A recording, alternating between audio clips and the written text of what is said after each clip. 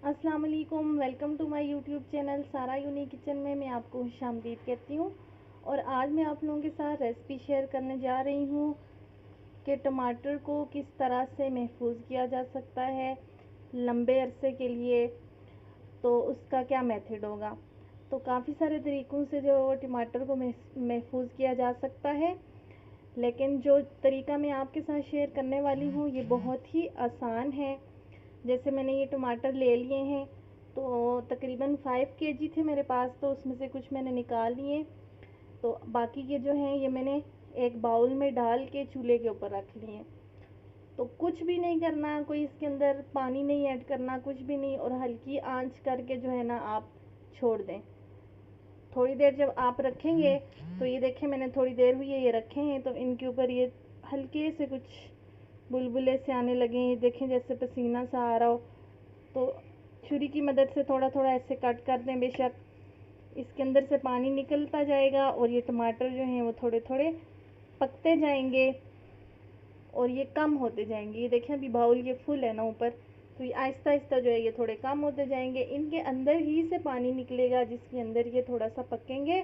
फिर आगे का पूरा जो है वो प्रोसेस में आपको बताती हूँ कि किस तरह से इनको महफूज किया जा सकता है और इसके कितने ज़्यादा बेनिफिट्स होते हैं।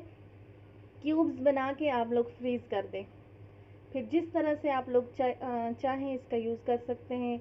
जिस चीज़ के अंदर आपने ऐड करना हो, दालों वगैरह में ऐड करना होता है, तो उस वक्त बाज़ औक़ात टाइम बहुत कम होता है, तो ना ग्राइंड करने का झंझट होता है और ना मतलब काटने का। ये सारी चीज़ों से मतलब ये सारी चीज़ें जो है इनसे इंसान जो है वो बच जाता है।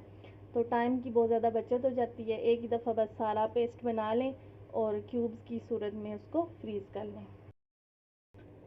ये देखें माशाल्लाह से पानी जो है वो किस तरह से ऊपर आ गया है। ये अलग से कोई भी पानी नहीं डाला गया, ये इन्हीं टमाटर्स का जो है वो पानी है। ये देखें इन्हीं के अंदर से निकला हुआ है। तो बस थोड़ा थोड़ा ऐसे छुरी से मैंने इनको कट किया है ताकि ये भी नीचे हो के इस पानी के अंदर नरम हो जाए। आंच जो है वो मैंने हल्की ही रखी है। थोड़ा सा ये वाले टमाटर जो है वो थोड़ा सा और नरम हो जाए और इनसे भी पानी निकल जाए, तो फिर अगला प्रोसेस मैं आपको दिखाती हूँ। ये देखिए माशाल्लाह से टमाटर बिल्कुल गल चुके हैं, पानी सबसे निकल गया है।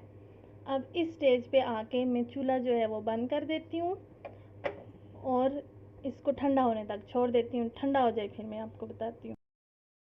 ये देखें टमाटर हमारे जो है वो ठंडे हो चुके हैं। अब इसी पानी के साथ ही ये टमाटरों का अपना पानी है, तो हम इस जग के अंदर डालेंगे और इनको ग्राइंड कर लेंगे।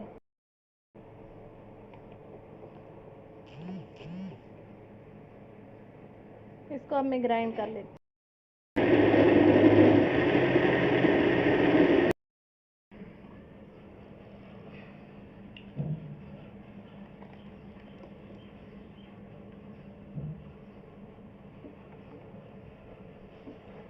ये देखें माशाल्लाह से मैंने इस डिश के अंदर इसको डाल दिया है।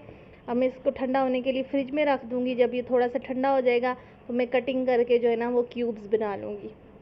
आप क्यूब ट्रे में भी रख सकते हैं या कोई भी शेप जो आप देना चाहें या जिस साइज़ का भी करना चाहें तो इजीली आप कर सकते हैं और इसको सेव कर लें। और माशाल्लाह इसके बहुत बेनिफिट्स हैं। उम्मीद करती हूँ कि आपको वीडियो पसंद आई होगी। चैनल को सब्सक्राइब करें, वीडियो को लाइक करें और आगे शेयर करें। मिलते हैं नेक्स्ट वीडियो में। अल्लाह हाफिज़। ये देखें इस स्टेज पे जब मैंने इनको फ्रीज़र में रख लिया था, ये फ्रीज़ हो गए। तो आप छुरी की मदद से जिस शेप में भी कट करना चाहते हैं तो आप कर सकते हैं। ये देखें जिस तरह से भी क्यूब्स बनाने, ये पूरा एक हो जाएगा, ये एक हो जाएगा, इसमें से 3 बन गए।